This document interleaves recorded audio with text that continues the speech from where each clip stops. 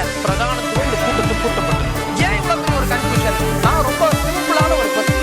அவருக்கு வேற எந்த விதமான ரைட்ஸும் கிடையாது. என்ன வேணா இருக்கட்டும்ங்க. புதிய தலைமுறை நேயர்களுக்கு வணக்கம். நேர்பட பேசு நிகழ்ச்சிக்கு உங்களை வரவேற்பதில் மகிழ்ச்சி. 2025-26 நிதியாண்டுக்கான மத்திய முழு பட்ஜெட் தாக்கல் செய்யப்பட்டிருக்கிறது. இன்று நிதியமைச்சர் நிர்மலா சீதாராமன் இதனை தாக்கல் செய்திருக்கிறார். ரொம்ப குறிப்பாக பார்க்க வேண்டிய ஒரு விடயம், வருமான வரியில் விலக்கு எல்லோராலும் மிகப்பெரிய அளவில் எதிர்பார்க்கப்பட்டது. 10 லட்சம் ரூபாய் ஆண்டு வருமானம் இருப்பவர்களுக்கு வரி விலக்கு அளிக்கப்படும் அப்படின்னு எதிர்பார்க்கப்பட்ட நிலையில் 12 லட்சம் ரூபாய் வரை அந்த வரி விலக்கு கொடுக்கப்பட்டிருக்கிறது. அது நடுத்தர மக்கள் மத்தியில் ஒரு மகிழ்ச்சியை ஏற்படுத்தியிருக்கிறது. நடுத்தர வர்க்கத்திற்கு வரப்பிரசாதம், தொலைநோக்கு சிந்தனையுடன் கூடிய வளர்ச்சியடைந்த பாரதத்தை உருவாக்க தேவையான பட்ஜெட் அப்படின்னு மத்திய அரசு இது குறித்து பெருமையை தெரிவிக்கிறார்கள். மறுபுறம் பீகாருக்கு அதிக அளவிலான சிறப்பான அறிவிப்புகள் இருக்கிறது. சட்டப்பேரவை தேர்தலில் எதிர்கொள்ளக்கூடிய பீகார் மாநிலத்திற்கு சிறப்பான அறிவிப்புகள், ஆனால் தமிழ்நாடு இதில் புறக்கணிக்கப்பட்டிருக்கிறது அப்படின்றது தமிழக அரசினுடைய விமர்சனமாக இருக்கிறது. தமிழ்நாட்டிற்கு உங்களுக்கு கொடுப்பதற்கு எது தடுக்கிறது அப்படின்னு முதலமைச்சர் கேள்வி எழுப்பியிருக்கிறாரு. முதல் முறையா நாடாளுமன்றத்தில் பீகார் மாநில பட்ஜெட்டை என்னோட அனுபவத்தில் நான் கேட்கிறேன் அப்படின்னு திமுக எம்பி கனிமொழியும் விமர்சனத்தை முன் வச்சிருக்கிறாங்க. இந்த அடிப்படையில் தான் இன்னைக்கு நம்ம நேர்பட பேசு நிகழ்ச்சியை கட்டமைச்சிருக்கோம். நம்ம எடுத்துக்கொண்ட தலைப்பு 12 லட்சம் ரூபாய் வரை வருமான வரி இல்லை என்ற அறிவிப்புக்கான கொண்டாட்டங்கள், பீகாருக்கு தாராளம், தமிழ்நாட்டுக்கு ஏமாற்றம் எனும் குற்றச்சாட்டுகள். 2025-26 பட்ஜெட், மோடியின் செய்தி என்ன அப்படின்ற தலைப்புல இன்னைக்கு நம்ம பேச போறோம். 4 விருந்தினர்கள் நம்மோடு இணைகிறார்கள். அறிமுகம் செய்கிறேன். திமுக சார்பாக வழக்கறிஞர் திரு சரவணன், பாஜக சார்பாக திரு SG சூர்யா அவர்கள் இருவரும் அரங்கத்தில் என்னோடு இணைந்திருக்கிறார்கள். இன்னும் சற்று நேரத்தில் காங்கிரஸ் சார்பாக பொருளாதார ஆலோசகர் திரு ஆனந்த் ஸ்ரீனிவாசனும் இணையவிருக்கிறார். அதே போல அரசியல் விமர்சகர் திரு ரமேஷ் சேதுராமனும் இணையவிருக்கிறார். சரவணன், நான் உங்ககிட்ட இருந்தே தொடங்குறேன். இது யாருக்கான பட்ஜெட்டாக இருக்கிறது இன்றைய மத்திய பட்ஜெட் அப்படின்னு நீங்க பார்க்குறீங்க? விமர்சனங்கள்லாம் தமிழக அரசு தரப்புல இருந்து முன்வைக்கப்பட்டது. மோடியின் செய்தி என்ன அப்படின்னு நம்ம தலைப்புல கமிட் பண்ணியிருக்கிறோம். என்ன செய்தி மத்திய அரசோ இல்ல பிரதமர் மோடியோ சொல்கிறார்கள் அப்படின்னு நீங்க எடுத்துக்கிறீங்க?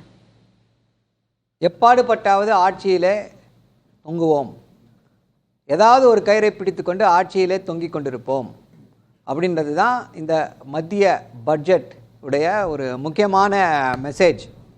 எங்களுக்கு இந்திய மக்கள் மீது அக்கறை கிடையாது, எதையாவது செய்து ஏதாவது ஒரு பம்மாத்து வேலை செய்து ஆட்சி அதிகாரத்தில் தொடர்ந்து இருக்க வேண்டும் அப்படின்றது தான் இந்த மத்திய பட்ஜெட்டுடைய முக்கியமான செய்தி. ஏன் அப்படி சொல்றீங்க? நீங்களே இந்த உங்களுடைய இந்த தொடக்கத்திலேயே பேசுனீங்க, எப்படி இது ஒரு பீகார் பட்ஜெட், பீகார் மீது எத்தனை திட்டங்கள் குறிப்பிட்டிருக்காங்க, எல்லாரும் சொல்லிட்டாங்க. இன்றைக்கி இது ஒன்றிய அரசுடைய பட்ஜெட்டாக இல்லை, பீகாருடைய பட்ஜெட் மாதிரி இருக்குது அப்படின்னு சொல்கிறாங்க. அதற்கான காரணம் எல்லாருக்குமே தெரியும். பீகாரில் இருக்கக்கூடிய திரு நிதிஷ்குமார் கொடுக்கக்கூடிய ஆதரவுகளால் தான் இந்த ஆட்சி தொங்கிக் கொண்டிருக்கிறது, இந்த மைனாரிட்டி பாஜகவுடைய ஆட்சி. அதே போல் அங்கே தேர்தல் வரப்போகிறது. இது ரெண்டுத்தையும் மனதில் வைத்துக்கொண்டு அவருடைய கரத்தை ஸ்திரப்படுத்த வேண்டும் என்பதற்காக தொடர்ந்து பீகாருக்கு, இதுக்கு என்ன பீகார் மேலே பாஜகவுக்கு என்ன தனி பாசமா, இல்லை பீகார் அப்படியே பெரிய மாநிலமாக வளர்ந்து விட வேண்டும் அப்படின்னு சொல்லி அவர்களுக்கு என்ன அக்கறையா? அதெல்லாம் ஒன்றுமே கிடையாது. அப்பட்டமான அரசியல். இல்லை, நான் பீகாருக்கான அறிவிப்பு அப்படின்றத தாண்டி வேற எந்த அறிவிப்புமே பட்ஜெட்ல இல்ல அப்படின்னு நீங்க அதை மட்டுமே ஹைலைட் பண்றீங்களா? இப்போ 12 லட்சம் ரூபாய் வருமான வரி இன்கம் டாக்ஸ் ஃப்ரீ பண்ணி விட்டுருக்கிறது. இப்போ இருக்கக்கூடிய நடுத்தர மக்கள் அதனை கொண்டாடுகிறார்கள். ஏன்னா 10 லட்சம் வரைக்கும் எதிர்பார்க்கப்படுது. 12 லட்சம் அப்படின்றது அவங்களுக்கு ஒரு நல்ல செய்தி தானே. இப்போ அது அதுக்கு வரோம். ஃபர்ஸ்ட் அதுக்கு போகலான்னு நீங்களே அதுக்கு அடுத்து வந்துட்டீங்க. இப்போ இந்த 12 லட்சம் ரூபாய் வரி வரைக்கும் இதுன்னு சொல்கிறாங்க. இதனால எத்தனை பேர் பலனடைய போகிறாங்க? உடனே எல்லோரும் பாஜகவுடைய ஆதரவாளர்கள் எல்லாரும் ஒரு குறிப்பிட்ட தகவலை, இந்தியாவில் 80% பேர் 12 லட்சத்திற்கு கீழே வரி செலுத்துபவர்கள் தெரியுமா? இன்னொருத்தர், இந்தியாவில் 90 லட்சம் பேருக்கு 90% மேலானவர்கள் 12 லட்சம் ரூபாய்க்கு கீழே தான் சம்பாதிக்கிறாங்க தெரியுமா உங்களுக்கு? அது தெரியும். மாதம் நீங்கள் வருஷத்துக்கு 1 லட்ச ரூபா சம்பாதிச்சாலும் அது 12 லட்ச ரூபாய்க்கு கீழே தான். 50,000 ரூபாய் சம்பாதிச்சாலும் 12 லட்ச ரூபாய்க்கு கீழே தான். 11,50,000 ரூபாய் சம்பாதிச்சாலும் 12 லட்சம் ரூபாய்க்கு கீழே தான். இது அப்படியே எல்லோருடைய மாற்றத்தை உருவாக்க போகிறதே அப்படின்னா இல்லை. இதுக்கு முன்னாடி இருந்துச்சு, அதை கொஞ்சம் இன்க்ரீஸ் பண்ணியிருக்காங்க. போன வருஷம் இருந்த ஸ்லாபை விட கொஞ்சம் இன்க்ரீஸ் பண்ணியிருக்காங்க. இதனால் அப்படியே மாயங்கள் நிகழ்ந்துருமா? அப்படியே கன்சம்ஷன் ஜாஸ்தி ஆகிடுமா? இன்னைக்கு அப்படிதான் எல்லோரும் ஒரு பொய்யான பிம்பத்தை உருவாக்கி கொண்டிருக்கிறார்கள். இந்த அறிவிப்பினால் என்ன நடக்க போகிறது தெரியுமா அப்படின்னாங்க. இது யாருக்கு பெனிஃபிட்டாக வரும்னா, salaried class அவங்களுக்கு மட்டும் இது பெனிஃபிட்டா வரலாம். அதுவும் எல்லாருக்கும் பெனிஃபிட்டா வராது. குறிப்பிட்ட அவங்களுக்கு குறிப்பிட்ட ஒரு அந்த இதுல இருக்கவங்களுக்கு பெனிஃபிட் வரும். குறிப்பிட்ட ஸ்லாப்ல இருக்கவங்களுக்கு குறிப்பிட்ட அளவு சம்பளம் வாங்கக்கூடியவர்களுக்கு இது பெனிஃபிட்டா இருக்கும். மற்றவர்களுக்கு இது என்ன பயனை கொடுக்க போகிறது? இது அதாவது நீங்க வந்து ஒட்டுமொத்த பட்ஜெட்டை வந்து இந்திய மக்களை ஏமாற்றும் வகையில பண்ணிட்டு ஒரே ஒரு அறிவிப்பை ஒரு குறிப்பிட்ட சாராருக்கு உதவி செய்யக்கூடிய ஒரு அறிவிப்பை வெளியிட்டு விட்டு இது சூப்பர் ஹிட் சக்சஸ், மத்திய தர வர்க்கத்திற்கே நாங்கள் வந்து ஒட்டுமொத்த ரிலீஃபை கொடுத்துட்டோம் அப்படின்னா எப்படி ஏற்றுக்கொள்ள முடியும் இதை? இதுதான் இங்க முக்கியம். அதே போல இதுக்கு முன்னாடியே சொன்ன எதற்கான பட்ஜெட்னா அதிகாரத்தை எப்படியாவது கையில் எடுத்துக்கொள்ள வேண்டும்னு சொல்லி பாஜக செய்யக்கூடிய முயற்சிகள்ல ஒண்ணு இது. ஏன் அப்படின்னா டெல்லி தேர்தல். டெல்லியில பாத்தீங்க அப்படின்னா மோஸ்ட் ஆஃப் தி யூனியன் கவர்மெண்டோட எம்ப்ளாயீஸ் எல்லாரும் அங்கே டெல்லியில் இருப்பாங்க. டெல்லியில் இருக்கக்கூடியவர்கள் பெரும்பான்மையானவர்கள் நிறைய பேர் சாலரிட் கிளாஸ். அவங்களுக்கு வந்து இது ஒரு மிகப்பெரிய வரப்பிரசாதமாக மாறலாம். அந்த அடிப்படையில தான் பாஜக இப்படிப்பட்ட ஒரு அறிவிப்பை வெளியிட்டு இருக்கிறது. அதை விட முக்கியம் என்ன அப்படின்னா எல்லா மாநிலங்களிலும் சாலரி கிளாஸ் இருக்காங்க. இந்தியா முழுக்க சாலரி கிளாஸ். டெல்லி எலெக்ஷன் டெல்லின்றது எதற்காக நியூ டெல்லி எதுக்காக உருவாக்குனாங்க? முக்கியமா வந்து அங்க இருக்கக்கூடிய ஒன்றிய அரசு அலுவலகங்கள் இருக்கவங்க அங்க இருப்பாங்க. முக்கியமா இருப்பாங்க. உங்களுடைய குற்றச்சாட்டு அப்படின்றது நான் இப்படி புரிஞ்சுக்கிறேன். டெல்லி பீகார் சட்டப்பேரவை தேர்தல்கள் வருது, அதனை மையப்படுத்தி அங்க இருக்கக்கூடிய மக்களை கவருவதற்காக இந்த பட்ஜெட் இருக்கு அப்படின்னு சொல்றீங்களா? கரெக்ட் தான். ஏன்னா ஏன் என்னால சொல்லணும், 2021 தமிழ்நாடு எலெக்ஷன் அப்போ பட்ஜெட்ல ஒரு அறிவிப்பு வெளியிடுறாங்க. என்ன தெரியுமா விடுறாங்க? தமிழ்நாடுடைய சென்னை மெட்ரோ ரயிலுக்கு இத்தனை 1000 கோடிகளை செலவு செய்வோம்னு சொல்லி ஒரு அறிவிப்பு விட்டாங்க. விட்டுட்டு என்ன பண்ணாங்க? அதெல்லாம் நாங்கள் சொல்லலை, 7000 கோடி தான் கொடுக்க சொன்னோம், அவ்வளோதான் கொடுத்தோம் நாங்கள். இங்கே வந்து அது ஒரு மிகப்பெரிய பிரச்சனையாச்சு, அரசியல் பிரச்சனையாச்சு. 2024 தேர்தல் களத்தில் அது எதிரொலித்தது. பயந்து போய் அப்புறம் பணத்தை ரிலீஸ் பண்ணுறாங்க. 7000 கோடி தான் உங்களுக்கு எங்களால் கொடுக்க முடியும்னு சொல்லி சொன்னவர்கள் அதுக்கப்புறம் மாற்றுகிறார்கள். ஸோ இவர்களுடைய நோக்கம் இப்படி தான். இப்படி வந்து தொடர்ந்து வெறும் அதிகாரத்தை தேர்தலில் வந்து ஜெயிச்சு எப்படியாவது அதிகாரத்தை கைப்பற்ற வேண்டும், அது மட்டும்தான் பாஜகவுடைய நோக்கமாக இருக்கிறது. அடுத்து இன்னொரு முக்கியமான விஷயம் என்னவாக பார்க்குறோம் அப்படின்னா, தமிழ்நாட்டிற்கு இவர்கள் எப்படி வஞ்சனை செய்து கொண்டு வருகிறார்கள். போன பட்ஜெட்டில் பார்த்தா தமிழ்நாடு என்ற வார்த்தையே கிடையாது. ஆமாம் கரெக்ட், இந்த பட்ஜெட்லேயே தமிழ்நாடு என்ற வார்த்தையே கிடையாது. தமிழ்நாட்டுக்கு வந்து எந்த விதமான திட்டங்களும் கிடையாது. தமிழ்நாடு பார்த்தீங்க அப்படின்னா almost to the national GDP 9% contribute பண்ணுறோம். கடந்த 10 ஆண்டுகளில் மட்டும் almost 6.75 lakh crores டாக்ஸா direct டாக்ஸா contribute பண்ணியிருக்கோம். அதை தாண்டி இன்டைரக்ட் டாக்ஸஸ் இருக்கு. ஸோ நம்முடைய நிதி பகிர்வு என்ன வகையில் இருக்கு அப்படின்ற கேள்வியை தொடர்ந்து எழுப்பிக் கொண்டே வருகிறோம். அதெல்லாம் பற்றி எங்களுக்கு கவலை இல்லைங்க. உங்களுக்கு வரி வருது, ஓகே அவ்வளோதான், நீங்கள் இருங்க, எங்களுக்கு ஜெயிக்க முடியாதுங்க. தமிழ்நாட்டில் பாஜகவால் ஜெயிக்க முடியாது, ஸோ உங்களுக்கு ஒன்றும் கொடுக்க முடியாது. இதுதான் பாஜகவுடைய நிலைப்பாடாக இருக்கிறது. நான் உங்களுடைய முதற்கட்ட கருத்தை அதை நான் எடுத்துக்கிறேன் திரு சரவணன். திரு எஸ்.டி. சூர்யா, தொடர்ந்து விமர்சனங்கள் வருது. நீங்க என்னன்னா அந்த 12 லட்சம் ரூபாய் வருமான வரி விலக்கு அப்படின்றத ஒரு ஜிகினா பேப்பர் மாதிரி சுத்திட்டு அந்த ஒரு அனௌன்ஸ்மெண்ட்டுக்கு பின்னாடி, அறிவிப்புக்கு பின்னாடி மற்ற எதுவுமே இல்லை, அது ஒன்று மட்டும்தான் டேக் அவேவா இருந்திருக்கு. மற்றபடி பீகாரை நல்லா கவனிச்சிருக்காங்க, ஏன்னா அங்கே சட்டப்பேரவை தேர்தல் வருது அப்படின்றது அவங்களுடைய வெளிப்படையான குற்றச்சாட்டாக இருக்கிறது. ஏன் தமிழ்நாடு புறக்கணிக்கப்பட்டிருக்கிறதுன்னு தொடர்ந்து விமர்சனங்கள் முன்வைக்கப்பட்டே இருக்குது. உங்களுடைய பதில்? அதான் 12 லட்சம்லாம் ஒரு பணமா? அதுலலாம் யார் பயனடைகிறாங்க? மொத்தம் இன்கம் டேக்ஸ் பே பண்ணக்கூடியவர்கள் 8 கோடி அசஸீஸ்ன்னு சொல்லுவாங்க. 8 கோடி மக்கள் ஃபைல் பண்ணுறாங்க. அதில் நில் ரிட்டர்ன்ஸ் ஃபைல் பண்ணுறவங்க பாதி அளவில் இருப்பாங்க. இப்போ இந்த 12 லட்சத்திற்கு கீழே நீங்கள் வந்து வரி கட்ட வேண்டாம் அப்படின்னு சொல்கிறதுனால 8 கோடி மக்கள் ஃபைல் பண்ணக்கூடிய இன்கம் டேக்ஸ்லேருந்து 7 கோடி மக்களை நீங்கள் டேக்ஸ் ஆம்பிட்லேருந்தே வெளியே எடுத்துடுறீங்க. அதாவது ஒரு 86% அசஸீஸை நீங்கள் ₹1 கூட டேக்ஸ் கட்ட வேண்டாம் அப்படின்னு நம்ம தள்ளிடுறோம். மீதும் 14% மக்கள் தான் டேக்ஸ் பே பண்ண போறாங்க. இன்கம் டேக்ஸ் 7 கோடி மக்களுக்கு 8 கோடியில 7 கோடி பேர். நம்மளுடைய மொத்த பட்ஜெட் 140 கோடி மக்களுக்கு. இருங்க, நான் என்னோட பாயிண்ட் முடிச்சிடுறேன். இப்போ 8 கோடி பேர் இன்கம் டேக்ஸ் பே பண்றவங்கள 7 கோடி பேருக்கு இன்கம் டேக்ஸ் கட்ட வேணாம்னு சொல்லிட்டோம். அதன் மூலமா 1,03,000 கோடி ரூபாய் மத்திய அரசிற்கு வருமான இழப்பு ஏற்படுகிறது. இப்போ இவ்வளோ பேசுகிறாங்கள திமுகவில், இந்த கடந்த 4 ஆண்டு ஆட்சியில் ஒரே ஒரு ரிலீஃப் மக்களுக்கு கொடுத்துருக்கோம், இதனால் வரி குறைவை வந்து நாங்கள் வந்து ஏற்றுக்கிட்டோம் அப்படின்னு ஒன்று சொல்ல முடியுமா? முடியாது. அப்போ ஒரு மத்திய அரசாங்கம் 1,00,000 கோடி ரூபாய் வரி இல்லைனாலும் பரவாயில்லன்னு ஒரு முயற்சி எடுக்கிறாங்கன்னா அது பாராட்ட மனசு இல்லாமல் யார் பயனடைகிறாங்க? ஒரு சாதாரண ஒரு மிடில் கிளாஸ் குடும்பத்திற்கு 60,000 ரூபாய் முதல் 80,000 ரூபாய் வரை வருடத்திற்கு வரி கட்ட வேண்டாம்னு சொன்னா அந்த பணத்தை அவன் திருப்பி வேற எதுலயாச்சும் முதலீடு செய்ய போறான், வேற ஏதாச்சும் வீடு வாங்க போறான், அதுக்கு இஎம்ஐ கட்ட போறான். இந்த மாதிரி நிறைய விஷயங்கள் இருக்கு. அதனால இந்த அறிவிப்பு அப்படியே சும்மா இதெல்லாம் ஒண்ணும் இல்ல அப்படின்னு இவங்க பேசுறவங்க யாருன்னு பாத்தீங்கன்னா என்ன சொல்றாங்க, இல்ல நான் அந்த கேள்வி கேட்கிறேன். அந்த ஒரு அறிவிப்பை மட்டும் பிரதானப்படுத்தல, அதை மட்டும் நல்ல அறிவிப்பா கொடுத்துவிட்டு மற்ற எல்லாமே இந்த பட்ஜெட்ல நல்ல அறிவிப்புன்னு நீங்க சொல்றீங்க. அது அவங்க என்ன சொல்றாங்க அதான் கேள்வி. அது நல்ல அறிவிப்பு, அந்த விமர்சனங்கள் நல்ல அறிவிப்புன்னு சொல்லிட்டாங்கன்னா பிரச்சனை இல்லை. அதை மட்டம் தட்டுறது எதனாலனா அதுக்கு அவ்வளவு பெரிய வரவேற்பு இருக்குன்றது. இதை சொல்றவங்க யாருன்னு பாத்தீங்கன்னா கரண்ட் பில் மாசத்துக்கு ஒரு தடவை பண்ணிடுவோம், வரியே ஏற்ற மாட்டான்னு சொல்லிட்டு சொத்து வரியிலிருந்து தண்ணி வரியிலிருந்து வீட்டு வரியிலிருந்து எல்லாத்தையும் 6 மடங்கு 10 மடங்கு உயர்த்தியவர்கள் வருமான வரி விலக்கை கொடுத்தது அப்படின்றாங்க. இப்போ 3 கோடி பேர் இதுல பயனடைகிறாங்கன்னா நான் டேட்டா கேட்ட தமிழகத்துல 20 லட்சம் அசசிஸ் பயனடைவாங்கன்னு சொல்றாங்க.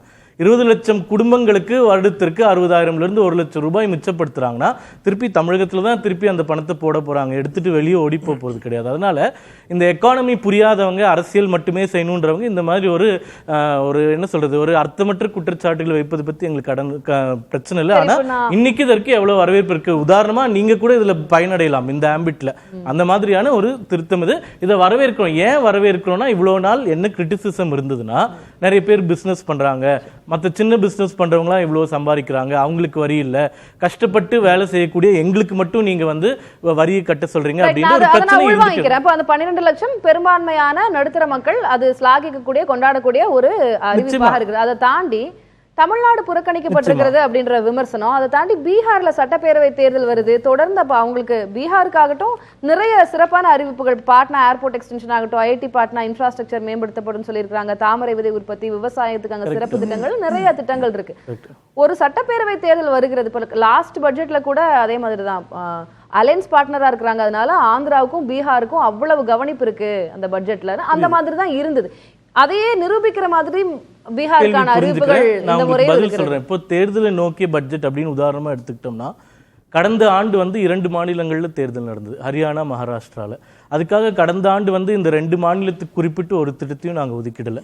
ஆனா இதே கடந்த ஆண்டு பீகாருக்கு நிறைய திட்டங்கள் ஒதுக்கி இருந்தோம். கடந்த ஆண்டு பீகார்ல தேர்தல் இல்லை, இந்த ஆண்டும் பீகாருக்கு நிதி திட்டங்கள் ஒதுக்கி இருக்கோம். அதுக்கு நான் அப்புறமா வரேன். இப்போ உதாரணமா நான் இன்டர்ம் சொல்றேன், இன்டர்ம் பட்ஜெட் சொல்றேன். அது பெருசா பாப்புலஸா இருக்காது. அதுக்கு அப்புறமா தான் 2 மாநில தேர்தல் வந்தது. இல்ல அப்ப இவர் அலையன்ஸ் பார்ட்னர்ஸ்ங்க. அதாங்க நான் சொல்றேன். ஆந்திரா ஆகட்டும் பீகார் ஆகட்டும் கரெக்ட்.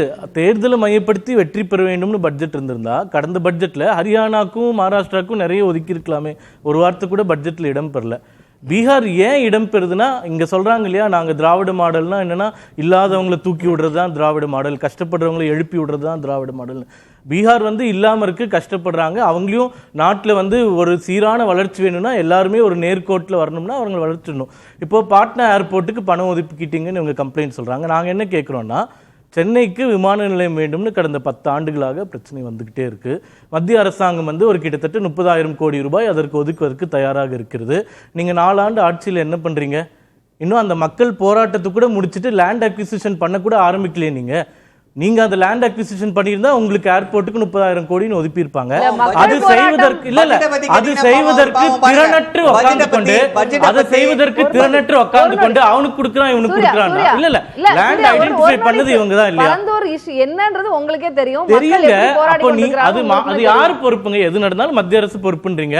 மாநில அரசுக்கு ஏர்போர்ட்டுக்கு இவ்வளவு நிதின்னு சொல்லியாச்சு, அதை நீங்க முறையா செயல்படுத்த முடியலன்னா அது உங்க நிர்வாக திறமையை காட்டுது. தமிழகத்துக்கு வெள்ளத்துக்கான நிவாரண நிதியா இருக்கட்டும், எல்லாமே பேசலாம். இந்த எக்ஸாம்பிளுக்கு நீங்க பதில் சொல்லுங்க. நான் என்ன சொல்றேன், நீங்க திமுக கோரிக்கை வச்சாச்சு, கோரிக்கை எல்லாம் கிடையாது. சரி, இப்ப மெட்ரோக்கு என்ன கொடுத்துட்டாங்களா இல்லையா? செய்தியில இருக்கேன், நான் பாத்துட்டு இருக்கேன். தொடர்ந்து மத்திய அரசு கிட்ட அதுக்கான கோரிக்கை ஏதாவது ஒரு அனௌன்ஸ்மென்ட் இருந்திருக்காங்க பட்ஜெட்ல. நான் சீரா ஒரு பதில் சொல்லிட்டு அப்புறம் நீங்க கேள்வி கேளுங்க. இப்ப உதாரணமா தமிழக பட்ஜெட் 4 ஆண்டுகளை படிச்சாங்க. ஒரு ஆண்டுலயாச்சும் தஞ்சாவூர்ன்ற பேர் படிச்சாங்களா? அப்படின்னா தஞ்சாவூருக்கு எதுவுமே பண்ணலன்னு அர்த்தம் இல்ல. நான் முடிச்சிடுறேன். தஞ்சாவூர்னு பேச முடியாது. நீங்க குறுக்கிடுறீங்க. நீங்க பேசும்போது நான் குறுக்கிட்டா, நீங்க பேசும்போது குறுக்கிட்டா இல்ல இல்ல பேசுறதுக்கு தைரியம் இல்லனா எதுக்கு வரீங்க? எதுக்கு வரீங்க? எதுக்கு வரீங்க டிபேட்க்கு? ஏர்போர்ட் இல்ல அனாதையான குறுக்கீடு எதுக்கு? பேசுறதுக்கு ஒண்ணும் பிரச்சனை இல்ல. 12 லட்சம் வந்துட்டா யாரு பயனடைற மாதிரி கோடிக்கணக்கில் உட்கார்ந்து இருந்தவங்களுக்கு பயன் இல்ல. எங்க மாதிரி கஷ்டப்படுறவங்களுக்கு பயன் இருக்கு. எங்க மாதிரி கஷ்டப்படுறவங்களுக்கு பயன் இருக்கு. அது மக்கள் பார்த்து நான் ஒன்னு சொல்லிடுறேங்க. இப்போ தஞ்சாவூருக்கு தமிழ்நாடு பட்ஜெட்ல ₹1 கூட பட்ஜெட் ஸ்பீச்ல பேசினது கிடையாது. அதுக்குன்னு ₹1 கூட போகலன்னு ஆகும். அதனால இந்த கட்டமைப்பு இருக்கு இல்லையா, தமிழ்நாடுன்னு பேர் வரல, அதனால தமிழ்நாட்டுக்கு ₹1 கூட கொடுக்கல, இதெல்லாம் தவறான விஷயம். இதே தஞ்சாவூர் உள்வாங்கிக்கோங்க. இப்ப எக்கனாமிக் சர்வேல தமிழ்நாடுன்னு 40 இடத்துக்கு மேல குறிப்பிடப்பட்டிருக்கு. தமிழ்நாடு இதுல முதலிடத்துல இருக்கு, இதுல சிறப்பா இருக்கு. அவ்வளவு சொல்லும் போது நிதி ஆயோக்ல அவ்வளவு சொல்லும் போது தமிழகத்துக்கான ஒரு அறிவிப்பு, தமிழகத்துக்கான ஒரு நிதி ஒதுக்கீடு எதிர்பார்ப்பாங்கல்ல, இல்லன்னா கேட்பாங்க. இல்ல இப்போ வேற எந்த மாநிலம் இருக்கு? குஜராத் பேர் இருக்கா, கர்நாடகா பேர் இருக்கா, இல்ல பிஜேபி ஆளக்கூடிய மத்திய பிரதேஷ் பேர் இருக்கா? அதனால இந்த சிங்கிள் அவுட் பண்றது எதுக்குன்னா, இப்போ லெதர் இண்டஸ்ட்ரிக்கு 60,000 கோடி ஒதுக்குறோம்னு சொல்றாங்க. இந்தியாவில் மொத்த தோல் உற்பத்தியில 38% தமிழகம் கான்ட்ரிபியூட் பண்ணுது. அப்ப அந்த ஒதுக்கக்கூடிய பணத்துல தமிழகத்துக்கு வராம வேற எங்க போகுது? அதனால மீண்டும் மீண்டும் இந்த மாதிரி விஷயங்கள் பேசுறது எதுக்குன்னா, இப்போ மாநில பட்ஜெட் எடுத்துட்டு ஒரு மாவட்டமா நம்ம கேட்கலாம். மெட்ரோ திட்டத்துக்கு நீங்க பணம் கொடுக்கலன்னு சொன்னாங்க. முதல்வர் பிரதமரை பார்த்து கோரிக்கை வைத்த லெட்டர்ல என்ன சொல்றாருன்னா, கடந்த ஆட்சியில இது ஸ்டேட் ப்ராஜெக்டா மாத்திட்டாங்க, அதுல இருந்து நாங்க வெளியே வரோம்னு சொல்லிட்டாங்க. ஸ்டேட் ப்ராஜெக்ட் இருந்து வெளியே வந்த உடனே பணம் ஒதுக்கியாச்சு. இப்ப அந்த பணம் பட்ஜெட்ல ஒதுக்கப்பட்ட பணம் தான் ஒதுக்கப்பட்டது. தமிழ்நாடு பேர் இல்ல, தமிழ்நாட்டுக்கு பணம் வரல, தமிழ்நாட்டுக்கு பணம் வருதா கொடுத்துதான் ஆகணும், அது வேற பிரச்சனை. ஏன் பேர் இல்ல அப்படின்றா, தமிழ்நாட்டிற்காக எந்த சிறப்பு திட்டங்களையும் நீங்க கொடுக்கல. பீகாருக்காக இவ்வளவு சிறப்பு திட்டங்களை கொடுக்குறீங்களே, தமிழ்நாட்டுக்கு தமிழ்நாட்டில இருந்து பீகார் இழைத்த பிள்ளை, அதற்கு கொடுக்க தயாராக இருக்கிறோம். ஆனா நீங்க என்ன பண்றீங்க? தமிழ்நாடு நன்றாக கொடுக்கக்கூடிய பிள்ளை, அந்த பிள்ளைய இழைத்த பிள்ளையாக கூடிய முயற்சிகளில் தொடர்ந்து ஈடுபட்டு கொண்டு வருகிறீர்கள். ஏதாவது ஒண்ணு கேட்டா அதுக்கு ஒரு கண்டிஷன். நீ இந்தியா சொல்லி கொடு, உனக்கு பணம் கொடுக்கிறேன். நீ வரியை ஏத்து, உனக்கு பணம் கொடுக்கிறேன். நீ பெட்ரோல் பில் ஏத்து, நான் பணம் கொடுக்கிறேன். இப்படி கண்டிஷன்ஸ் போடக்கூடிய இவர்களுக்கு என்ன அதிகாரம் இருக்கிறது? ப்ளீஸ் கோஆபரேட் பண்ணுங்க. திரு ஆனந்த் ஸ்ரீனிவாசன், ஒரு பொருளாதார வல்லுநராகவும் நான் உங்ககிட்ட கேட்க விரும்புறது, இந்த பட்ஜெட் யாருக்கான பட்ஜெட்டாக இருக்கிறது? இந்த மத்திய பட்ஜெட் மோடி பிரதமருடைய செய்தி என்ன இந்த பட்ஜெட்ல அப்படின்னு நீங்க பார்க்கறீங்க? என்ன மாதிரி பணக்காரர்களுக்காக பட்ஜெட் போட்டிருக்காரு. இப்ப என்ன மாதிரி ஆட்களுக்கு 2 லட்சத்திலிருந்து 3 லட்சம் வரைக்கும் எங்களுக்கு டாக்ஸ் ரிபேட் கிடைக்கும். அதுக்காக நான் மோடிக்கும் நிர்மலா சீதாராமனுக்கும் நன்றி தெரிவிச்சுக்கிறேன். டோட்டலா 6,55,00,000 பேர் டாக்ஸ் கட்டினதுல நியர்லி 5 கோடி பேர் போன வருஷமே டாக்ஸ் கட்டல.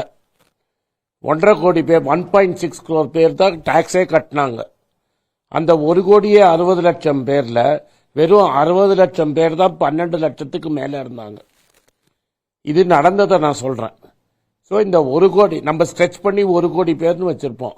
அந்த 1 கோடி பேருக்கு 1,01,000 பேர் 1,01,000 கோடி கொடுத்திருக்காங்க. அதுல நானும் ஒருத்தர்.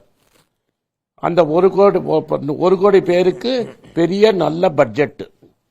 இப்ப நான் ஒன்னு சொல்றேன், இந்த நீங்க ஸ்டேட்டுக்கு கொடுத்தாரெல்லாம் விட்டுருங்க. இந்த 1,01,000 கோடி கொடுக்கறதுக்கு இருக்குன்னா நீங்க யாருக்கு கொடுத்துருக்கணும் அப்படின்னு பாருங்க. பிரதமருக்கு ரொம்ப நெருங்கியமா இருக்கிற ரிலையன்ஸ் நிறுவனம் கல்யாணத்துக்குலாம் போயிட்டு வந்தாரு. அவங்க என்ன பண்றாங்கன்னா, இப்போ ஹாப்பி அவர் அப்படின்னு ஒரு பெட்ரோல் டீசல் எல்லாம் 5 ரூபா கம்மியா விற்கிறாங்க. பெட்ரோல் 5 ரூபா, டீசல் 5 ரூபா கம்மியா விற்கிறாங்க. பல்கில் வாங்கினீங்கன்னா 10 ரூபா கம்மியா டீசல் கொடுக்கறாங்க. லாஸுக்கு கொடுக்கல. ஒரு குவார்ட்டருக்கும் 90 நாளைக்கு ஒரு வாட்டி பல ஆயிரம் கோடி லாபம் சம்பாதிக்கிறாங்க வெறும் இந்த பெட்ரோல் பிசினஸ்லயே. அப்போ நான் என்ன கேட்கிறேன்னா, நீங்க இந்தியன் ஆயில், பிபிசிஎல், ஹெச்பிசிஎல் ஏன் பணம் கொடுக்க மாட்டீங்க? ஏன் பெட்ரோல் டீசல் விலையை குறைக்க மாட்டேங்கிறீங்க? இந்த 1,01,000 கோடி என்ன மாதிரி பணக்காரர்களுக்கு கொடுக்காம நீங்க எக்ஸைஸ் டியூட்டியை கட் பண்ணியிருந்தீங்கன்னா, பெட்ரோல்ல இருக்கிற எக்ஸைஸ் டியூட்டி, டீசல்ல இருக்கிற எக்ஸைஸ் டியூட்டியை கட் பண்ணியிருந்தீங்கன்னா, இந்த 5 ரூபாவையும் சேர்த்து 20 ரூபா குறைஞ்சிருக்கும். இன்னைக்கு விலை, பெட்ரோல் விலை, டீசல் விலை 20 ரூபா குறைஞ்சிருக்கும். எல்பிஜி சிலிண்டர் விலை 300 ரூபா குறைஞ்சிருக்கும். அப்ப உங்களுக்கு முன்னாடி இருக்கிற உங்க கேமராமேனும் பலன் பெற்றிருப்பாரு, என் ஆபீஸ்ல இருக்கிற எல்லாருக்கும் பலனா இருக்கும், என் டிரைவருக்கும் பலனா இருக்கும், என் வாட்ச்மேனுக்கும் பலனா இருக்கும். இது எல்லாருக்கும் பிரிச்சு கொடுத்துருப்பீங்க. இது ஒரு எக்ஸாம்பிள் சொல்றேன். அதனால எல்லாருக்கும் கொடுக்காம, ஏன்னா இவங்க நண்பரே கொடுத்துட்டு இருக்காரு. இன்னைக்கு நீங்க பேப்பர் திறந்து பார்த்தீங்கன்னா இவர் ஃப்ரெண்டே எல்லாருக்கும் கொடுத்துட்டு இருக்காரு. இது ஒண்ணு. முதல்ல. ரெண்டாவது, சைனாலேருந்து நம்ம சைடு பொருள் பயங்கரமா வந்துட்டு இருக்கு. $100 பில்லியன் ட்ரேட் டெபிசிட். விநாயகர் சிலை, கடவுள் போட்டோ, கிறிஸ்மஸ் ட்ரீ, பொம்மை இதெல்லாம் வந்துட்டு இருக்கு. $100 பில்லியன் ட்ரேட் டெபிசிட். அப்பனா 1 லட்சம் கோடி துண்டு. ட்ரம்ப் எப்படி சைனாவை மிரட்டுறாருன்னு பாருங்க. டாரிஃப் டாரிஃப் டாரிஃப்னு. ஏன் அம்மையார் சைனாக்கு அகேன்ஸ்டா ஒரு டாரிஃப் கூட அனௌன்ஸ் பண்ணல. பெரிய பெரிய கம்பெனி டாடா நிறுவனம், JSW, MSME, SME இவங்கெல்லாம் என்ன கேட்குறாங்கன்னா சைனாக்கு அகேன்ஸ்டா டாரிஃப் கொண்டு வாங்கன்னு கேட்குறாங்க. இந்த 1 லட்சம் இறக்குமதி பண்ணி லாபம் சம்பாதிக்கிறது அமேசான், பிளிப்கார்ட் இது மாதிரி பெரிய வெளிநாட்டு நிறுவனம் தான். ஏன் நீங்க டாரிஃப் போடல? முதல் கேள்வி. அடுத்தது, இந்த டெக்ஸ்டைல் நம்ம ஊர்ல ஒரு இண்டஸ்ட்ரி இருக்கு. இந்த டெக்ஸ்டைல் இண்டஸ்ட்ரியில 2014-15 மன்மோகன் சிங்கோட கடைசி வருஷத்துல $15 பில்லியன் எக்ஸ்போர்ட் ஆச்சு. இந்த கவர்மெண்ட் ஆஃப் இந்தியாவோட வெப்சைட்ல என்ன சொல்றாங்க, போன வருஷம் $14.5 பில்லியன் தான் எக்ஸ்போர்ட் ஆயிருக்கு. 10 வருஷம் கழிச்சு $5 பில்லியன் குறைஞ்சிருக்கு. சாரி, $500 மில்லியன் குறைஞ்சிருக்கு. இன்னைக்கு பங்களாதேஷ்ல ப்ராப்ளம். பங்களாதேஷால டெக்ஸ்டைல் எக்ஸ்போர்ட் பண்ண முடியல. இது ஆப்பர்ச்சுனிட்டியா யூஸ் பண்ணி பஞ்சாப்ல கூட நீங்க கொடுக்கலாம். பஞ்சாப், தமிழ்நாடு தான் மெயின் டெக்ஸ்டைல் ஹப். ஏதாவது அனௌன்ஸ் பண்ணி இங்கேருந்து டெக்ஸ்டைல் அனுப்புறத பண்ணியிருந்தீங்கன்னா பல ஆயிரம் பேருக்கு வேலை கிடைச்சிருக்கும். தோலுக்கு பண்ணிட்டோங்கிறாங்க. என்ன பண்ணியிருக்காங்கன்னா, இப்போ தோல் இல்லை, ட்ரை கிரஸ்ட்னு ஒரு தோல் இருக்கு. அந்த தோல் ப்ராசஸ் பண்ணாம டைரக்டா எக்ஸ்போர்ட் பண்ணா 20% டியூட்டி போட்டுட்டு இருந்தாங்க. என்ன போட்டுட்டு இருந்தாங்க? 20% டியூட்டி. 20% டியூட்டியை ரத்து பண்ணியிருக்காங்க. இத்தனை நாள் நீங்க எக்ஸ்போர்ட் பண்ணா டாக்ஸ் போட்டு இருந்தோம், இனிமே டாக்ஸ் இல்லாம எக்ஸ்போர்ட் பண்ணுங்கன்னு சொல்லியிருக்காங்க. ஏன்னா நம்மளுக்கு டாலருக்கு மதிப்பா ரூபா அதிபாதாளத்துக்கு போயிட்டு இருக்கு. அடுத்தது என்ன பண்றாங்கன்னா, லெதர்ல ஷூ டிசைன் பண்றதுக்கு ஒரு இன்ஸ்டிடியூட் கட்டுவோம்னு சொல்லியிருக்காங்க. அது எங்க கட்டுவோம்னு சொல்லல. 5 வருஷம் 10 நீங்க தமிழ்நாட்டை விட்டுருங்க, பீகாரியை எப்படி ஏமாத்துறாங்கன்னு பாருங்க. 2015 ஒரு எலெக்ஷன் தர்பங்கா, அத நான் சொல்லி முடிச்சிடுறேன். 2015 தர்பங்காங்கிற ஊர்ல எய்ம்ஸ் கட்டுறோம்னு சொன்னாங்க. 10 வருஷம் ஆயிடுச்சு. தர்பங்கால இன்னும் ஃபவுண்டேஷன் ஸ்டோன் கூட போடல. அதனால ஏர்போர்ட் என்னைக்கு வருதோ அன்னைக்கு பார்க்கலாம். அடுத்தது, ஒரு நாளைக்கு 20 கோடி பேருக்கு மேல போறது இந்தியன் ரயில்வே ட்ரெயின். ரயில்வே பத்தி இந்த 80 நிமிஷத்துல ஒரு பட்ஜெட்ல ஒரு வார்த்தை பேசல. அதுக்கப்புறம் பவர், நம்ம ஊரே பவர்ல தான் ஓடுது. ஒரே ஒரு அறிவிப்பு, நாங்க ஸ்டேட்டுக்கு கடன் கொடுப்போம். எப்படி கடன் கொடுப்போம்? எப்படி? அவங்க கம்மியா கடன் வாங்கினாங்கன்னா, பிசிக்கல் டெபிசிட்டை கண்ட்ரோல் பண்ணாங்கன்னா நாங்க கடன் கொடுப்போம் அப்படின்னாங்க. அது தப்பா ரைட்டான்னு நான் சொல்ல வரல. அதை தவிர அம்மையார் பேசின 80 நிமிஷத்துல பவர் பத்தி ஒண்ணுமே பேச்சு கிடையாது. எனக்கு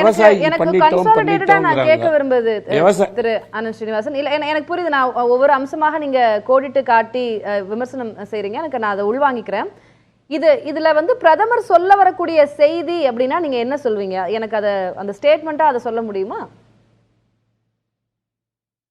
வெரி சிம்பிள். இத்தனை நாள் என் கார்பரேட் நண்பர்களுக்கு டாக்ஸ் கம்மி பண்ணேன். அதனால என்னோட பணக்காரர் தனி இண்டிவிஜுவல்ஸ் இருக்காங்கல்ல, என்ன மாதிரி தனிநபர் டாக்ஸ் கட்டுறவங்க பணக்காரங்க வருத்தப்பட்டாங்க. பணக்கார நண்பர்களுக்கு மட்டும் டாக்ஸ் விலக்கு கிடையாது. இனிமே யாரெல்லாம் 15 லட்ச ரூபாய்க்கு மேல 12 லட்ச ரூபாய்க்கு மேல சம்பாதிக்கிறாங்களோ அவங்களுக்கு வரி சலுகை அப்படின்னு அனௌன்ஸ் பண்றாங்க. இந்தியாவோட மீடியன் இன்கம் 50% ஆஃப் இந்தியா சம்பாதிக்கிறது 15,000 ரூபாய்க்கு கம்மி. இந்தியாவோட ஆவரேஜ் இன்கம் 25,000 ரூபாய். இது இவங்க டேட்டா, என் டேட்டா இல்ல, கவர்மெண்ட் ஆஃப் இந்தியா டேட்டா. ஒரு தனியா ஆவரேஜ் இந்தியன் சம்பாதிக்கிறது 25,000. அவனுக்கு ஒன்றும் பண்றதுக்கு காணோம். அவரும் பெட்ரோல் எதுவும் இல்ல அப்படின்றது உங்களுடைய குற்றச்சாட்டு. அப்ப என்னோட குற்றச்சாட்டே கிடையாது. நீ எல்பிஜி சிலிண்டர் விலை இந்த 1 லட்சம் கோடியை எல்பிஜி சிலிண்டரை கம்மி பண்ணு, டீசல் விலையை கம்மி பண்ணுங்க, பெட்ரோல் உங்க ஃப்ரெண்டே கம்மியா கொடுக்கறாரு. பெட்ரோல் டீசல் சிலிண்டர் பண்ணீங்கன்னா ஆட்டோ ஓட்டுறவன், ஊபர் ஓட்டுறவன், ராபிடோ ஓட்டுறவன், ஏஸ் ஓட்டுறவன்லாம் சம்பாதிப்பான். அந்த பணத்தை செலவு திருப்பி வரேன்.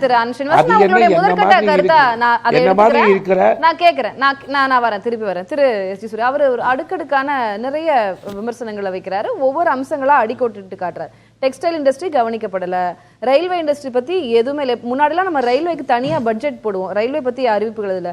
கார்பரேட்டுக்கு டாக்ஸ் கடந்த வருடங்கள்ல கம்மி பண்ணப்பட்டது. இப்போ வந்து பணக்காரர்களுக்கான ஒரு பட்ஜெட்டா இருக்கு. $100 பில்லியன் ட்ரேட் டெபிசிட் இருக்கு. அந்த 1 லட்சம் கோடியை வேற நிறைய அம்சங்களுக்கு பயன்படுத்தி இருக்கலாம். பெட்ரோல் டீசல் விலையை குறைச்சிருந்திருக்கலாம் நீங்க நினைச்சா. இந்த மாதிரி நிறைய விஷயங்கள் இருக்கு. எப்படி என்ன பதில்? நான் திருப்பி அதான் கேட்க வரேன். Going back to square one, இந்த 12 லட்சத்துக்கு வருமான வரி இல்ல அப்படின்றத ஒரு வெளியில ஒரு கவரா இல்ல. அதான் பின்னாடி வந்து எதுவுமே இல்ல அப்படிதான் சொல்றேன். இப்போ பட்ஜெட் ஸ்பீச்சே பட்ஜெட்னு நினைச்சிட்டீங்கன்னா யாருமே ஒண்ணுமே பண்ண முடியாது. அவங்க எவ்வளவு ஆண்டு காலம் பட்ஜெட் பண்ணிருக்காங்க. இல்ல இப்ப நான் கேக்குறேனே ஒரு கேள்வி. விவசாயத்துல இப்ப மாநில அரசுகளோடு கலந்து பேசி வேளாண் திட்டம் எவ்வளவு அமௌண்ட் நீங்க அதுக்கு தாக்கல் பண்ண போறீங்க, எவ்வளவு நிதி ஒதுக்கீடு, அந்த மாதிரி எதுவுமே இல்லை. அது என்ன மாநில அரசுகளோட கலந்து பேசி வினோதமா இல்லையா? ஒரு நிமிஷம், இப்போ ரயில்வேக்கு எதுவுமே போடலன்னு ஆனந்த் ஸ்ரீனிவாசன் சொன்னாரு. புது லைன்ஸுக்கு வந்து 32,235 கோடி, சிங்கிள் லைன் டபுள் பண்ணுறதுக்கு 32,000 கோடி, புது கோச்சஸ்க்கு 45,500 கோடி, ரயில்வே ட்ராக்ஸ் ரிப்பேர் பண்ணுறதுக்கு 22,800 கோடி. இது எல்லாமே இதே பட்ஜெட்டில் இருக்கக்கூடிய விஷயங்கள் தான். சைனால நீங்க டாரிஃபே கட் பண்ணலன்னு சொல்றாரு. ஒரே நிமிஷம் முடிச்சிடுறேன். இதுக்கும் சேர்த்து சொல்லிட்டு சைனால இருந்து நீங்க டாரிஃபே போடுறது இல்லைன்னு சொல்றாங்க. யூபி அரசாங்கத்துல மன்மோகன் சிங் அவர்களுடைய அரசாங்கத்துல தான் சின்ன குண்டூசில இருந்து நெயில் கட்டர்ல இருந்து பட்டாசுல இருந்து பொம்மைகள்ல இருந்து எல்லாத்தையுமே இறக்குனீங்க. இன்னைக்கு உங்களுக்கு தெரியுமா இல்லையான்னு தெரியல சார், கிராக்கர்ஸ், மேட்ச் பாக்ஸ், அப்புறமா டாய்ஸ், இது எல்லாமே சைனால இருந்து டோட்டலி பேண்ட் குட்ஸ். இது பேன் பண்ணக்கூடிய தைரியம் மோடி அவர்களுக்கு தான் வந்தது. அது உள்ள கொண்டு வந்தது நீங்க. சார், கிராக்கர்ஸ் சுப்ரீம் கோர்ட்டே பேன் பண்ணிடுச்சு. மாலையை நம்ம வாங்கி போட்டு கூடாது, ரைட்டா? கிராக்கருக்கு பேனு 2014 அப்புறம் சுப்ரீம் கோர்ட் வந்தது. நேத்தே நாய்க்கு 2 பொம்மை வாங்கினேன், மேட் இன் சைனா இருக்கு, வேணா நான் போட்டு அனுப்புறேன், ரேப்பர் போட்டு அனுப்புறேன். அதனால டாய்ஸ்லாம் நிறைய வருது. எவ்வளோ சைனா டைப் வேணும்னு சொல்லுங்க, நான் இங்கே பஜார்ல இருந்து வாங்கி கொடுக்க சொல்றேன். முதல்ல பிள்ளையார் சிலையை சைனால இருந்து பேன் பண்ண சொல்லுங்க, பிள்ளையார் போட்டோவை பேன் பண்ண சொல்லுங்க. சார், டாரிஃப் போடுங்க, 50% டாரிஃப். இரும்பு ஸ்டீல் வருது சைனால இருந்து, அதனால எங்க பிசினஸ் அஃபெக்ட். நான் உங்களுடைய பதிலா எடுத்துக்கிறேன் திரு ஆனந்த். உங்க கவர்மெண்ட்ல விட்டது சார், கொஞ்சம் கொஞ்சமா பேன். அதனால இல்ல நான் திரு ரமேஷ் சேதுராமன் கொஞ்சம் கொஞ்சமா எப்போ 10 வருஷம் கழிச்சா வரேன். திரு ஆனந்த் ஸ்ரீனிவாசன் நம்ம அடுத்த ரவுண்ட்ல பேசலாம். திரு ரமேஷ் சேதுராமன், நீங்க இந்த பட்ஜெட்டை எப்படி பார்க்குறீங்க? தொடர் விமர்சனங்கள் இருக்கிறது. பீகாருக்கான பட்ஜெட் இது கடந்த முறையும் இதே போலதான் நடந்தது, இப்பயும் இதே போலதான் நடக்கிறது. அவங்கவுங்க சட்டப்பேரவை தேர்தலுக்கோ இல்ல அவங்களுடைய அலையன்ஸ் பார்ட்னருக்கோ சாதகமாக இருப்பது போல அனௌன்ஸ்மெண்ட் இருக்குது. தமிழ்நாடு புறக்கணிக்கப்பட்டிருக்கின்ற மேஜரான அதிமுகவாகட்டும் திமுகவாகட்டும் அது சொல்றாங்க. இப்ப நேற்று தாவேக்கா கூட அதே விமர்சனத்தை முன்வைக்கிறாங்க. இல்ல, அதுக்கு முன்னாடி சகோதரர்கள் ஒரு சில விளக்கங்கள் கொடுத்தாங்க.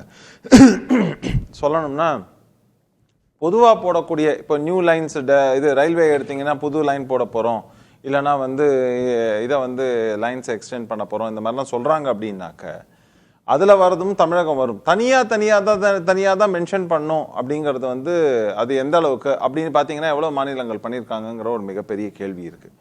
சரி, ரெண்டாவது விஷயம், பொதுவாக என்கிட்ட சொன்னது வந்து நான் மிகவும் மதிக்கக்கூடிய இவர் வந்து ஆனந்த் சார் வந்து சொல்லும்போது சொல்கிறாரு, எங்களை மாதிரி பணக்காரங்களுக்கெல்லாம் வந்து டேக்ஸ் பெனிஃபிட் அப்படின்னு.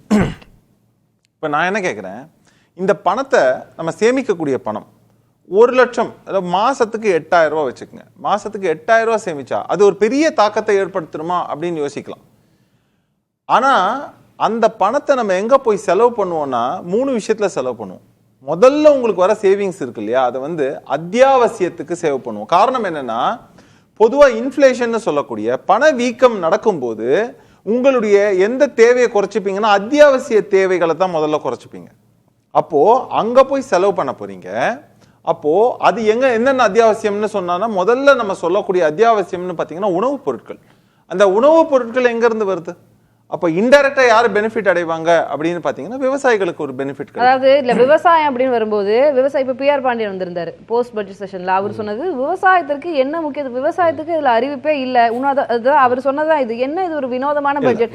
மாநில அரசுகளோடு கலந்து பேசி வேளாண் திட்டம். அப்போ இதுக்கு முன்னாடி பேசாம என்ன பண்ணிட்டு இருந்தீங்க, எவ்வளவு நிதி ஒதுக்கீடு அப்படின்றத ஏன் சொல்ல. இன்னொன்னு என்னன்னா MS சுவாமிநாதன் அவர்களுடைய பரிந்துரையின்படி MSP தொடர்ந்து விவசாயிகள் முன்வைக்கிறது. யார் விவசாய சங்கத்துல இருந்து முன் வந்தாலும் அவங்க வைக்கக்கூடாது குறைந்தபட்ச ஆதரவுல இப்படி நிர்ணயம் பண்ணணும்னு சொன்னமே. MS சுவாமிநாதனுடைய பரிந்துரை தலையில தூக்கி வைக்கிறீங்க, அவார்ட்லாம் கொடுக்குறீங்களே, ஆனா அதை கொண்டு வர மாட்டேங்கிறீங்க அப்படின்னு தொடர் விமர்சனங்கள் வருது. இப்போ விவசாயிகளுக்கும் இதுல சாதகமான அம்சங்கள் எதுவும் இல்லை அப்படின்னா அதுக்கப்புறம் அது உணவுப் பொருட்கள் ஆகட்டும், அது கன்சம்ஷன் ஆகட்டும், அடுத்தடுத்து அது அந்த படிநிலையில தானே வரும். இல்ல நீங்க முதல் விஷயம் பாருங்க, கிசான் கிரெடிட் கார்டு. நீங்க ஏற்கனவே வந்து கிசான் கிரெடிட் கார்டு வந்து லிமிட் வந்து 5 லட்சம் வரைக்கும் இன்க்ரீஸ் பண்ணியிருக்காங்க.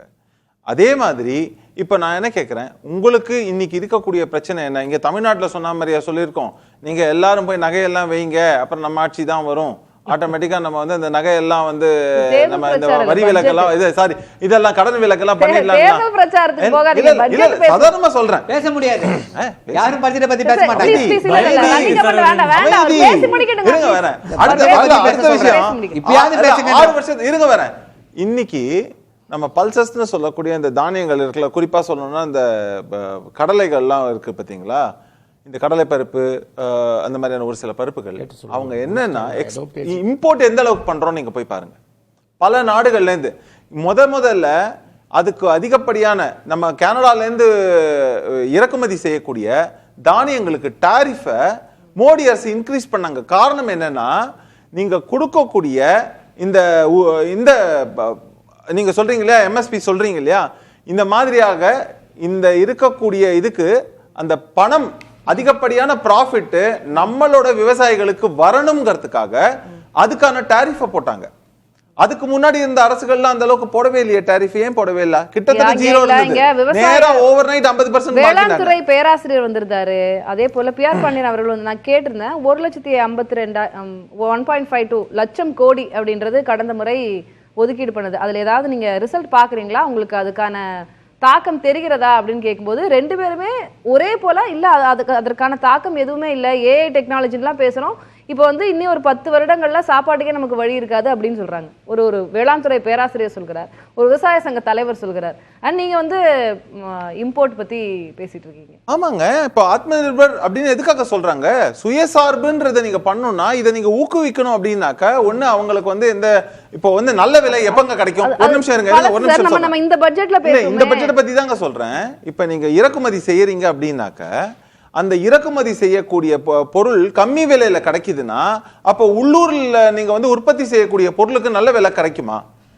அப்போ அது நல்ல விலை கிடைக்கணும்னா அங்க இருக்கக்கூடிய இங்க உற்பத்தியை பெருக்கணும். அதே சமயத்துல வெளிநாட்டுல இருந்து வரக்கூடிய இறக்குமதியை குறைக்கணுங்கிறத அதற்கான ஒரு எல்லா முன்னெடுப்புகளையும் எடுக்கிறாங்கிறத நீங்க பார்க்கணுமா இல்லையாங்கிற ஒரு கேள்வி இருக்கு இல்லையா? இந்த மாதிரியாக இப்ப சொல்றாரு ஏஐலாம் சொல்லுவாங்க, அதெல்லாம் விட்டுடுங்க. ஆனா சாப்பாட்டுக்கு கஷ்டப்பட போறோம் அப்படின்னு சொல்றதெல்லாம் வந்து அது சரியான ஒரு விஷயமா இருக்குமான்னு சொல்ல. ஏன்னா ஒண்ணு அறிவியல் வளர்ச்சி, அதை நோக்கி போகணும். அதுக்காக அத்தியாவசியம்னு சொல்றாங்க. அதனால தான் சொன்னேன் அத்தியாவசியத்துக்கு. நமக்கு தெரியுமா ரமேஷ், இல்ல வேளாண் துறை பேராசிரியரும் ஒரு விவசாய சங்க தலைவரும் சொல்றாரு, அவங்களுக்கு தெரியுமா இல்ல? இல்ல நீங்க ரெண்டும் வேளாண் துறையையும் நீங்க வந்து பொருளாதாரத்தையும் போட்டு கன்ஃபியூஸ் பண்ணிக்கிறீங்க. நான் உங்க மேல பெரிய மதிப்பு இருக்கு நிச்சயமாக. நான் திரும்பவும் சொல்லக்கூடிய விஷயம், அவங்க பார்க்கிற பார்வைங்கிறது வேற. ஆனா நீங்க லாங் டேர்ம்ல பார்க்கக்கூடிய பார்வை எனக்கு, நான் திரும்ப சொல்றேன், இதுவரைக்கும் நான் இந்த ஸ்டுடியோல இருந்து நான் எங்கெங்கெல்லாம் கிரிட்டிசைஸ் இந்த மோடி அரசையே செய்யணுமோ அங்க செய்திருக்கிறேங்கிறத நீங்க மறுக்க முடியாது. எனக்கு வந்து மக்கள் நலன்னு பேசும்போது எங்கே சரி இருக்கிறதோ அங்க சரின்னு சொல்லணும், எங்கே தவறு இருக்கிறதோ அங்க தவறுன்னு சொல்லணும்ங்கிறது தான் என்னுடைய பார்வை. சரி, இப்போ ஓவராலா ஜிடிபி பெர் கேபிட்டா இன்கம் அதெல்லாம் இன்க்ரீஸ் பண்றதுக்கு, கன்சம்ப்ஷன் இன்க்ரீஸ் பண்றதுக்கு என்னென்ன இதுல அறிவிப்புகள் ஒருங்க வரேன். இப்போ எனர்ஜி ஓவராலா நாட்டினுடைய பொருளாதாரத்தை ஸ்திரத்தன்மை இல்லாம இருக்குது, அத இன்க்ரீஸ் பண்றதுக்கு என்ன அறிவிப்புகள் இருக்கு? ஆமா, முக்கியமானது சொல்றேன், நியூக்ளியர் எனர்ஜில அது கிளீனஸ்ட் எனர்ஜி. ரெண்டாவது முக்கியமான விஷயம் நீங்க பாத்தீங்கன்னாக்க, இப்போ நீங்க வந்து இறக்குமதியில மிக அதிகப்படியாக நம்ம ஸ்பெண்ட் பண்றது எதுலன்னு பாத்தீங்கன்னா பெட்ரோல்ல பண்றோம். இந்த மாதிரி பெட்ரோல் ஃபியூவல்ல பண்றதுக்கு பதிலா நம்ம என்ன இது பண்ணணும்னு சொன்னா நம்மளுடைய சுய அந்த எனர்ஜிக்கான அந்த உற்பத்தியை வந்து பண்ணணுங்கிறதுக்கு தான் நியூக்ளியர் இதுல நம்ம ஃபோக்கஸ் பண்ண போறோம். அதன் மூலமா எலக்ட்ரிக் வெஹிக்கிள் ப்ரொடியூஸ் பண்ணுவோம். அந்த எலக்ட்ரிக் வெஹிக்கிளுக்கு குறைந்த அளவுல நீங்க வந்து எலக்ட்ரிசிட்டியை கொடுக்க முடியும். இப்ப நமக்கு பெட்ரோல் டீசல் வெஹிக்கிள்ஸ் தான் ஜாஸ்தி, எலக்ட்ரிக் வெஹிக்கிள்ஸ் லாங் வே, நமக்கு அதுக்கான லாங் வே நீங்க நினைக்கிறீங்க. இப்ப நம்ம BS6 vehicles long way, BS5 vehicles long வேன்னு சொல்லி இருந்தா நம்ம இன்னைக்கு இந்த நிலைமையில இருந்திருக்க மாட்டோம். உள்கட்டமைப்பு வேணும். நான் திரு ஆனந்த் ஸ்ரீனிவாசன் குறுக்கிட விரும்பினார் சார், உங்களுடைய குறுக்கீடு என்ன அது மட்டும் சொல்லிருங்க. I will go for a break. அப்பா 5 வருஷத்துக்கு முன்னாடி ரமேஷ் சேத்துராமன் ரொம்ப மதிக்கிற மோடி என்ன சொன்னார்னா, 5 வருஷத்துல நாங்க விவசாயியோட சம்பளத்தை ரெட்டிப்போம், வருமானத்தை ரெட்டிப்போம்னு. நேற்று வந்த எக்கனாமிக் அட்வைசரி ரிப்போர்ட் என்ன சொல்லுதுன்னா, ஒரு விவசாயிக்கு மாசம் 10,000 to 13,000 ரூபாய் சம்பளம்னு. 10 வருஷத்துக்கு முன்னாடி அவர் சொன்ன மாதிரி டாக்ஸ் போட்டிருந்தாருன்னே வச்சுப்போம், டாரிஃப் போட்டிருந்தாருன்னா விவசாயிக்கு ஏன் 10,000 ரூபாய் வருது? 5 வருஷத்துக்கு முன்னாடி இருந்த 10,000 ரூபாய் ஏன் 10,000 ரூபாய் இருக்கு? இப்ப என்ன சொல்றாங்கன்னா, 10 வருஷத்துல நாங்க அந்த பேசியிருக்காங்க மேடம் இன்னைக்கு, 10 வருஷத்துக்கு முன்னாடி நாங்க திட்டத்தை தீட்டினோம், ஆனா இவ்வளவு டிமாண்ட் வரும்னு தெரியல, அதனால அடுத்த 5 வருஷத்துல நாங்க இந்த பருப்பெல்லாம் எக்ஸ்போர்ட் பண்ணாம இம்போர்ட் பண்ணாம பண்ணிடுவோம்னு. போன வாரம் ஒரு ஃபார்மர் வந்து ஒரு பில்ல இன்டர்நெட்ல போட்டிருந்தாரு, நார்த் இந்தியா ஹரியானா பக்கம். அதுல என்னன்னா 100 கிலோ தக்காளிய 20 ரூபாய்க்கு விற்கிற மாதிரி ஆச்சு. 140 ரூபாய் ஒரு கிலோ தக்காளி வாங்கிறாங்க. அதுல 120 ரூபாய் டிரான்ஸ்போர்ட் அண்ட் லாஜிஸ்டிக்ஸ் காஸ்ட். அவருக்கு கிடைச்சது 20 ரூபாய். வைரலா போச்சு. அதுதான் ரியாலிட்டி. பேசலாம் திரு ஆனந்த் ஸ்ரீனிவாசன், அது உங்களுடைய இந்த அரசாங்கம் முன்வைக்கிறேன். அதனால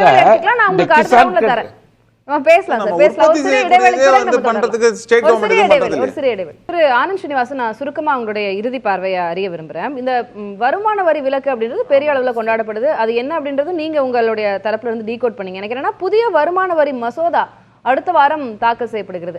அதுல ஏதேனும் தாக்கங்கள் இருக்கலாமா? அதுல ஏதாவது அதிர்ச்சி ஏதாவது வர காத்திருக்கிறதா? அதுக்கு முன்பாக இந்த அனௌன்ஸ்மெண்ட் இருக்கு அப்படின்றதும் ஒரு தரப்பு பார்வையாகவும் விமர்சனமாகவும் இருக்குது.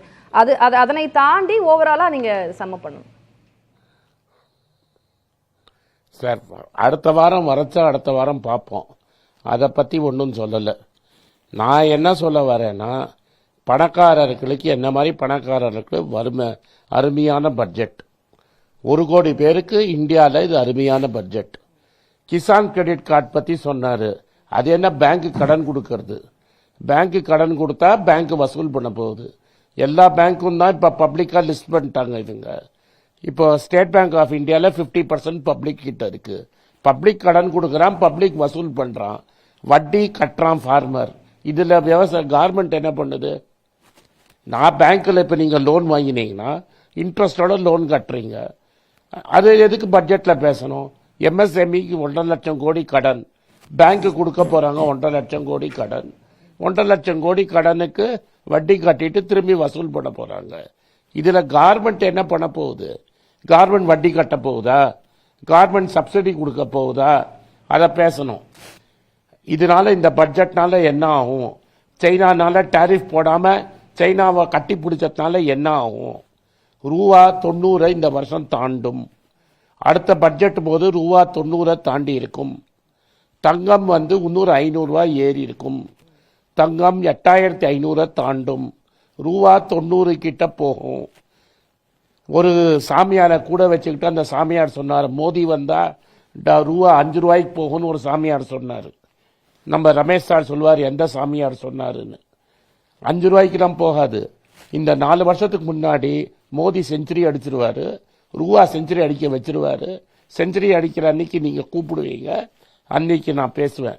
இந்த பட்ஜெட்னால விலைவாசி ஏறப்போகுது, தங்கம் விலை ஏறப்போகுது, ரூபாயின் மதிப்பு குறைய போகுது, சைனாலேருந்து பொருட்கள் இன்னும் வரப்போகுது.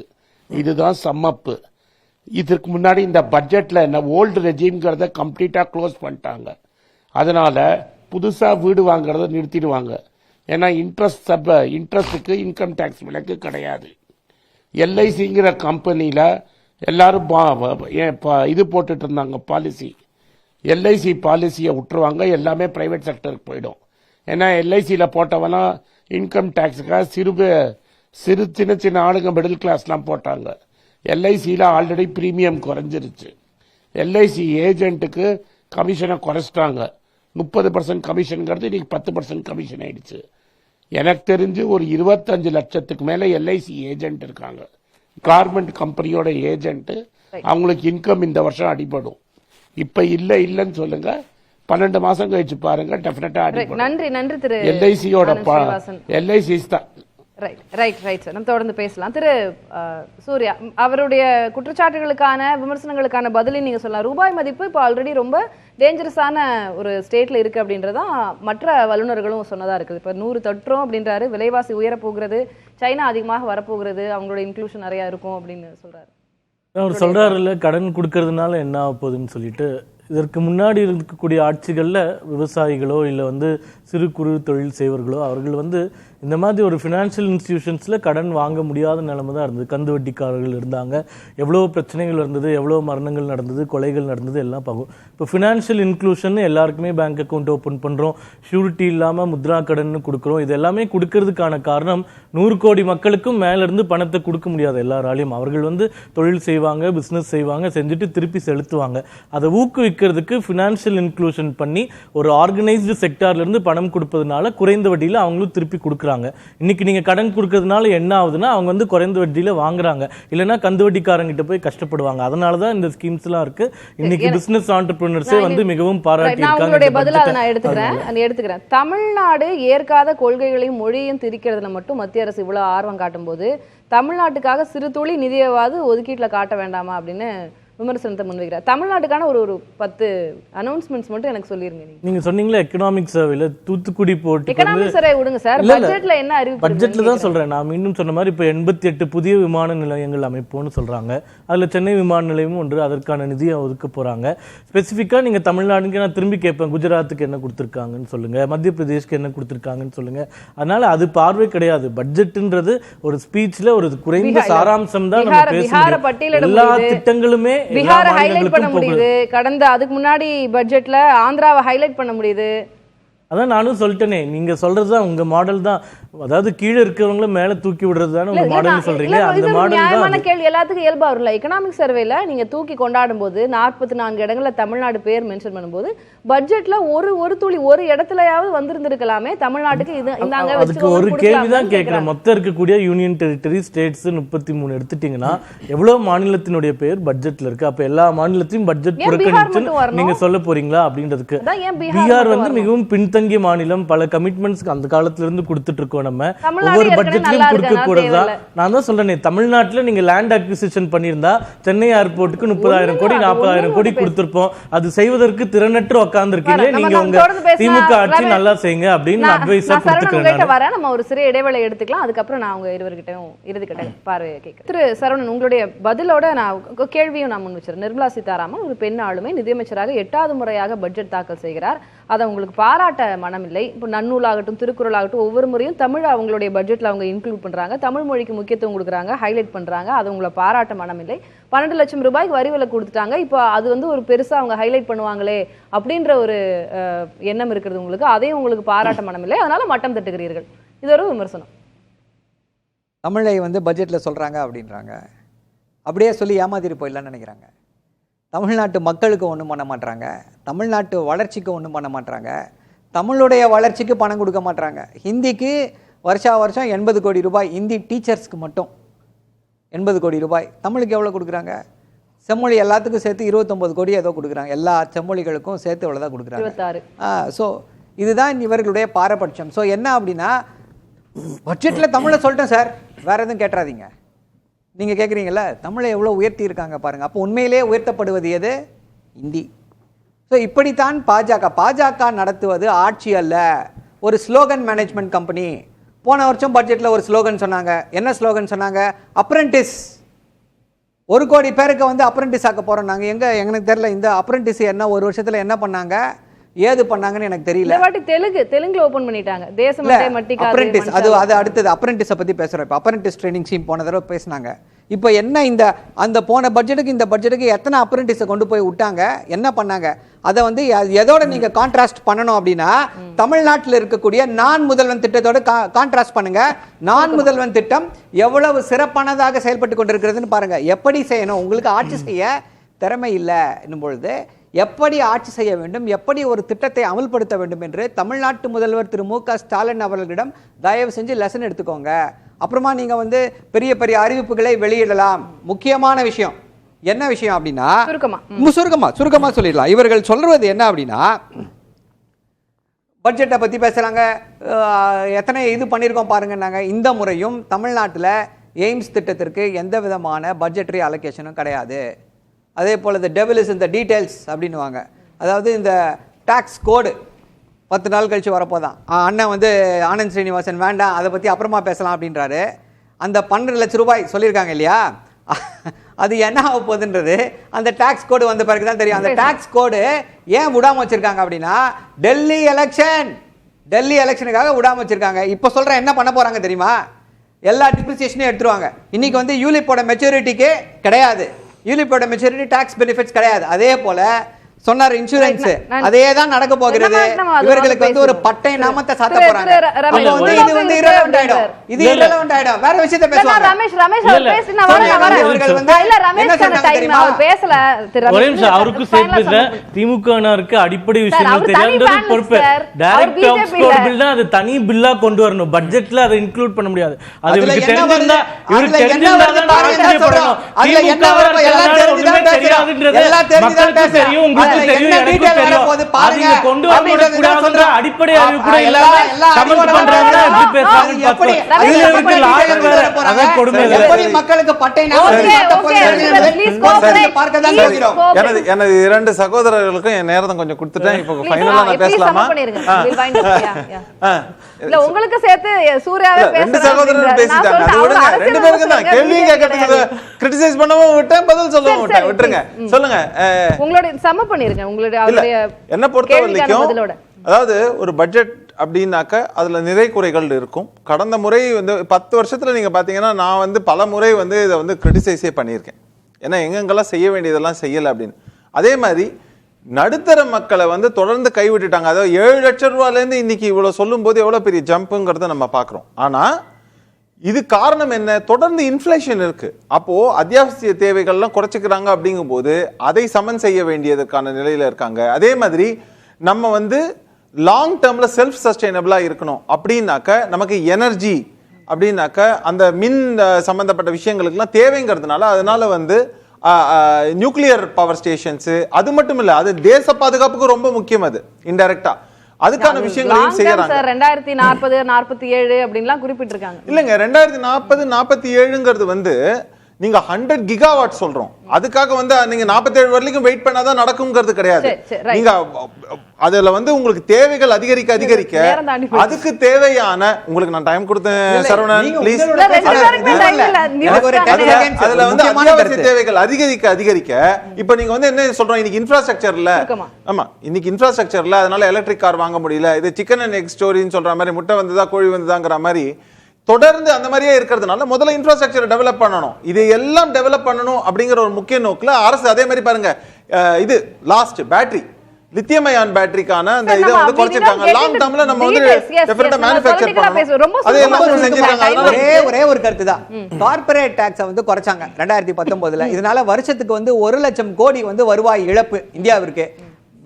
இவங்க என்ன கேட்டுட்டு இருக்காங்க, விவசாயிகள் என்ன கேள்வி கேட்டுட்டு இருக்காங்க, ஐயா எங்களுடைய கடன்களை தள்ளுபடி செய்யுங்கன்னு யான்றாங்க. அதை செய்தார்களா செய்ய மாட்டாங்க.